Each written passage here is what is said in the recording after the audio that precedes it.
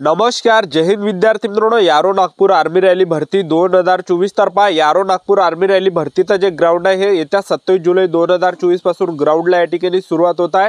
आणि यारो Nagpur army rally भरतीचं जे ग्राउंड आहे हे मानकापूर स्टेडियम या ठिकाणी नागपूरला या ठिकाणी तुमचं ग्राउंड असणार आहे. तर या ठिकाणी सहभागी जे जिल्हे असणार आहे यारो नागपूरमध्ये अमरावती, अकोला, यवतमाळ, वाशिम, त्याचबरोबर गडचिरोली, चंद्रपूर, भंडारा, गोंदिया, नागपूर हे जे या ठिकाणी सहभागी जिल्हे असणार आहे. तर 27 जुलै 2024 पासून या ठिकाणी भरतीला सुरुवात होत आहे. तर तुम्हाला या ठिकाणी जे विद्यार्थी मित्रांनो जे मनकापूर स्टेडियम आहे, मनकापूर स्टेडियमचं जे ग्राउंड आहे तर ते सिंथेटिक ग्राउंड आहे. तर यारो नागपूर आर्मी रॅली भरतीला जाताना तुम्हाला कोणकोणत्या चुकानी करायच्या आहे, कोणकोणत्या गोष्टीचं लक्ष ठेवायचं आहे, तर याबद्दलच तुम्हाला आजच्या व्हिडिओच्या माध्यमातून माहिती सांगणार आहे.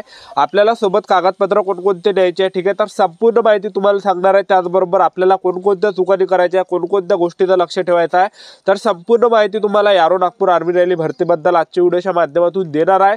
तर आजचा व्हिडिओ खूप महत्त्वाचा होणार आहे. व्हिडिओ शेवटपर्यंत बघा आणि व्हिडिओला आताच लाईक करा. नमस्कार विद्यार्थी मित्रांनो, माझी नोकरी कॉर्नर यूट्यूब चॅनलवर मी गोपाल वानखडे तुमचं सर्वांचं सहर्ष स्वागत करतो.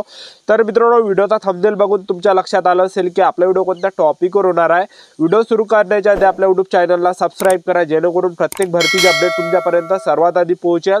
आणि यारो नागपूर आर्मी रॅली भरतीबद्दल वेळोवेळी अपडेट मी तुम्हाला देत असतो. तर पहा विद्यार्थी मित्रांनो, व्हिडिओ सुरू करण्याच्या अगोदर तुम्हाला एक रिक्वेस्ट आहे की तुम्ही आपला व्हिडिओ कोणत्या जिल्ह्यातून पाहता तर हे नक्कीच या व्हिडिओ खाली कमेंट करा, जेणेकरून मला सुद्धा वाटणार आहे की आपला व्हिडिओ कुठपर्यंत या ठिकाणी पोहोचत आहे.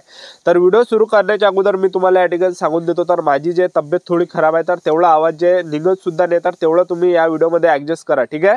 तर पहा विद्यार्थी मित्रांनो, यारो नागपूर आर्मी रॅली भरतीला जाताना तुम्हाला पहिली चूक करायची आहे की ज्या दिवशी ग्राउंड आहे तुमचं त्याच दिवशी या ठिकाणी यायचं नाहीये, ठीक आहे. तर ज्या दिवशी ग्राउंड असला आणि त्या दिवशी जर तुम्ही आले तर तुमचं ग्राउंड झालेलं असणार आहे, एक लक्षात ठेवा. तर भरतीला येताना तुम्हाला या ठिकाणी एक दिवस अगोदर यायचं आहे, ठीक आहे.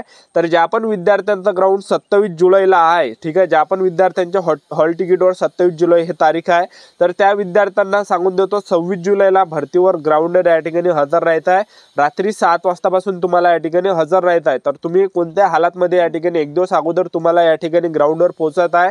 तर ग्राउंड जे जवळच आहे रेल्वे स्टेशन पासून मनकापूर स्टेडियम जवळच येते, एक लक्षात ठेवा.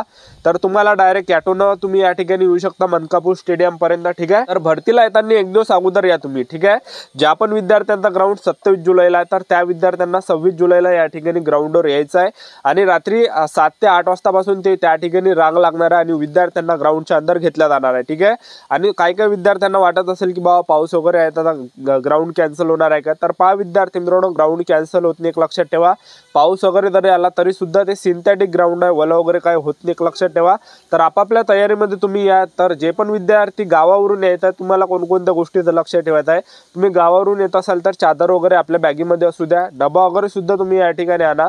त्याचबरोबर तुम्ही या ठिकाणी चादर वगैरे आणा. जेवढे पण ओरिजिनल डॉक्युमेंट आपले ते सर्व आपल्या बॅगीमध्ये ठेवायचे आहे. सर्व त्याचे झेरॉक्स आपल्याला आणायचे, ठीक आहे. तर कागदपत्र कोणकोणते लागते ते तुम्हाला एकदा मी आणखीन सांगून देतो, जेणेकरून तुम्हाला या ठिकाणी कुठलीही अडचण गेली नाही पाहिजे, ठीक आहे. तर सर्वात पहिलं जे डॉक्युमेंट लागते ते तुम्हाला हॉल तिकीट लागणार आहे. त्याचबरोबर तुम्हाला या ठिकाणी जो नोटरी आहे तर नोटरी ज्या पण विद्यार्थ्यांनी केली नसेल तर नोटरी तुम्हाला सोबत आणायची आहे, ठीक आहे. नोटरी तुम्ही सोबत आणा.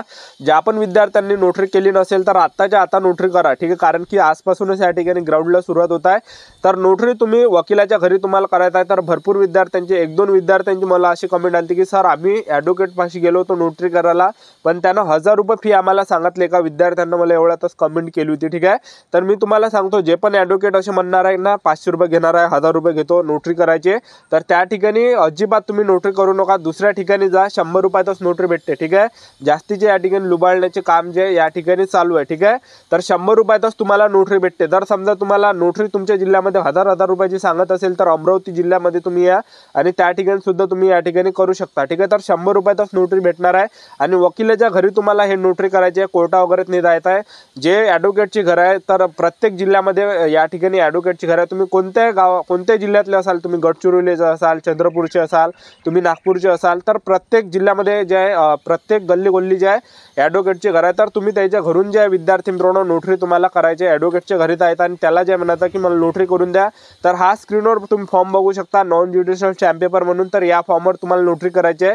तर हा फॉर्मवरच त्याला नोटरी मागायची आहे, ठीक आहे. आणि तो 100 रुपयाचा स्टॅम्प वगैरे तुम्ही लावू नका, बिनफालतू पैसे तुमचे या ठिकाणी खर्च होणार आहे, ठीक आहे. तर 100 रुपयाचा स्टॅम्प वगैरे या ठिकाणी लागत नाही. तर ॲडव्होकेट तुमच्यापासून 100 रुपये या ठिकाणी नोटरीचे घेणार आहे, एक लक्षात ठेवा, ठीक आहे। तर नोटरी या ठिकाणी कंपल्सरी लागते, ज्या पण विद्यार्थ्यांनी केले नसेल तर करून घ्या।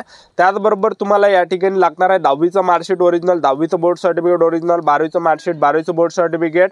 त्याचबरोबर तुम्हाला टीसी न्यावं लागणार आहे। टीसी नसेल तर तुम्ही या ठिकाणी बोनाफाईड नेऊ शकता कॉलेजमधलं। त्याचबरोबर तुम्हाला या ठिकाणी कास्ट सर्टिफिकेट लागणार आहे, डोमिशियल लागणार आहे, 24 फोटो लागणार आहे, आधार कार्ड लागणार आहे, एवढे डॉक्युमेंट तुम्हाला लागणार आहे। आणि जेव्हा गेटच्या अंदर एंट्री होणार आहे त्या ठिकाणी तुम्हाला 2 ते 3 वरती डॉक्युमेंट ठेवा लागणार आहे। एक आधार कार्ड झालं, एक हॉल तिकीट झालं, एक नोटरी झालं, ठीक आहे। तर हे 2 ते 3 डॉक्युमेंट तुम्हाला वरती ठेवा लागणार आहे, बाकीचे सगळे तुम्ही बॅगेत ठेवायचे। आणि तुम्हाला कॅरेक्टर सर्टिफिकेट सुद्धा या ठिकाणी लागणार आहे, ज्यांनी सुद्धा काढलं नसेल तर काढून घ्या। आणि अनमॅरिड सर्टिफिकेट सुद्धा या ठिकाणी लागणार आहे। तर एवढं कागदपत्र तुम्हाला या ठिकाणी लागणार आहे। तर सर्व कागदपत्र तुम्हाला बॅगेमध्ये ठेवायचे आणि प्रत्येकाच्या 2-2 झेरॉक्स आताच काढून घ्या, नाहीतर काही विद्यार्थी त्या ठिकाणी गेटाच्या समोर जेव्हा ग्राउंडवर येते त्या ठिकाणी काढते, ठीक आहे। तर तुम्ही कोणत्या गावातले असाल तर आपापल्या गावामध्ये जे झेरॉक्स वगैरे काढून घ्या आतापासून। मी जेवढे पण तुम्हाला कागदपत्र सांगितले सर्व या ठिकाणी 2-2 झेरॉक्स लागते, ठीक आहे। ओरिजिनल डॉक्युमेंट्स तुम्हाला फाईलमध्ये ठेवायचे आणि 2-2 झेरॉक्स सुद्धा आपल्या फाईलमध्ये ठेवायचे, ठीक आहे। तर ऐन वेळेवर त्या ठिकाणी झेरॉक्स काढू नका, कारण की भरतीच्या ठिकाणी 10,000 रुपये एवढी झेरॉक्स असते, लक्षात ठेवा। मागच्या वर्षी सुद्धा 10,000 रुपये झेरॉक्स, एका झेरॉक्सचे 10 रुपये घेते त्या ठिकाणी। गेटच्या समोर जे आर्मीचं जे मानकापूर स्टेडियमचं जे गेट आहे त्यासमोर जे काही ना काही जे त्या ठिकाणी दुकान असते झेरॉक्सचे, तर ते जास्त घेते, एक लक्षात ठेवा। तर आतापासून आपापल्या तयारीमध्ये तुम्ही या ठिकाणी राहा, ठीक आहे। आणि तुम्हाला भरतीला जाताना कोणकोणते सुकानी करायचे ते तुम्हाला सांगून देतो। तर त्या ठिकाणी पहा विद्यार्थी मित्रांनो, स्टार्टिंगला धगधग होते जेव्हा तुम्ही त्या ठिकाणी रांगेमध्ये लागणार आहे। गेटपाशी जेव्हा तुम्ही 8-9 वाजतापासून रांगेमध्ये लागणार आहे त्यावेळेसपासूनच धगधग आपल्यामध्ये चालू होऊन जाते, धगधग, ठीक आहे। तर तुम्हाला जे घाबरायचं नाही, हिंमत ठेवायची, स्वतःमध्ये दम ठेवायचा आहे, ठीक आहे। तर घाबरायचं नाही, कारण की त्या ठिकाणी जवळपास 60 ते 70% विद्यार्थी घाबरते, कसं होणार आहे, काय होणार आहे, ठीक आहे। तर घाबरायचं नाही, तुम्हाला त्या ठिकाणी रिलॅक्समध्ये राहायचं आहे, हिंमत ठेवायचा आहे, दम ठेवायचा आहे स्वतःमध्ये, ठीक आहे। आणि एक लक्षात ठेवा, त्या ठिकाणी विद्यार्थी मित्रांनो स्वतःला राजा जे तुम्ही त्या ठिकाणी समजा, ठीक आहे। मी या ठिकाणी 1600 मीटर काढणारच फर्स्ट ग्रुपमध्ये ॲक्सिलेंटमध्ये असे जे त्या ठिकाणी पॉझिटिव्ह त्या ठिकाणी असू द्या।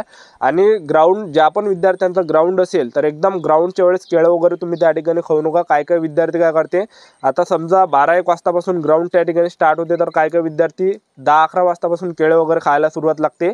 तर तुम्हाला हे करायचे नाही, ठीक आहे, एक लक्षात ठेवा, कारण की तेवढं जे आपल्या पोटावर असते। तर तुम्हाला सांगतो हलकंसं तुम्ही त्या ठिकाणी जेवण करा। 5-6 वाजता जर तुम्हाला भूक लागली, 6 किंवा 7 वाजता जरी तुम्हाला भूक लागली तर हलकंसं जेवण तुम्ही त्या ठिकाणी करा, ठीक आहे। कारण की पोटामध्ये आपल्या काही ना काही अन्न असलं पाहिजे, कारण की त्या ठिकाणी ग्राउंडच्या अंदर गेल्यावर जे संपूर्ण जे विद्यार्थी मित्रांनो ताकदचंच काम आहे। 1600 मीटर रनिंग मारणं सुद्धा त्या ठिकाणी ताकदचं काम आहे, एक लक्षात ठेवा, ठीक आहे। तुम्हाला ह्या गोष्टीचं या ठिकाणी लक्षात ठेवायचं आहे, कारण की त्या ठिकाणी जवळपास 8-9 वाजतापासून जेव्हा गेटच्या अंदर बसून ठेवते मुलांना, तर 12 वाजेपर्यंत त्या ठिकाणी बसून ठेवते। तर बसू त्या ठिकाणी जे विद्यार्थी मित्रांनो एनर्जी लो होते, एक लक्षात ठेवा। तर तुम्ही एनर्जी ड्रिंक्स वगैरे सोबत नेऊ शकता, इलेक्ट्रॉन्स पावडर वगैरे सुद्धा नेऊ शकता तुम्ही, जेणेकरून त्या ठिकाणी तुम्हाला घेता येणार आहे जर समजा तुम्हाला तहान वगैरे लागली तर, ठीक आहे। तर त्या ठिकाणी पहा तुम्हाला जे फळ वगैरे सुद्धा सोबत न्यायचे आहे, त्याचबरोबर तुम्हाला बाम वगैरे सुद्धा तुम्ही नेऊ शकता, कारण की बसू त्या ठिकाणी पाय सगळे हे होऊन जाते, ठीक आहे। तर धावायच्या अगोदर तुम्ही त्या ठिकाणी पायाला जे बाम वगैरे लावू शकता, ठीक आहे। तेवढेच पाय आपले धावण्यासाठी रेडी होणार आहे। तर ह्या गोष्टीचं तुम्हाला या ठिकाणी लक्ष ठेवायचं। तर मी या ठिकाणी येता यारो नागपूर आर्मी रॅली भरती ज्या ठिकाणी ग्राउंड आहे त्या ठिकाणी मी व्हिडिओ बनवण्यासाठी येणार आहे, ठीक आहे। तर आपले YouTube चॅनल सबस्क्राईब करून ठेवा, वेळोवेळी अपडेट मी तुम्हाला यारो नागपूर आर्मी रॅली भरतीबद्दल देत राहणार आहे। तर ही होती संपूर्ण महत्त्वाची माहिती। तर आजच्यासाठी इथंच थांबतो, भेटूया नेक्स्ट व्हिडिओमध्ये। जय हिंद, जय भारत।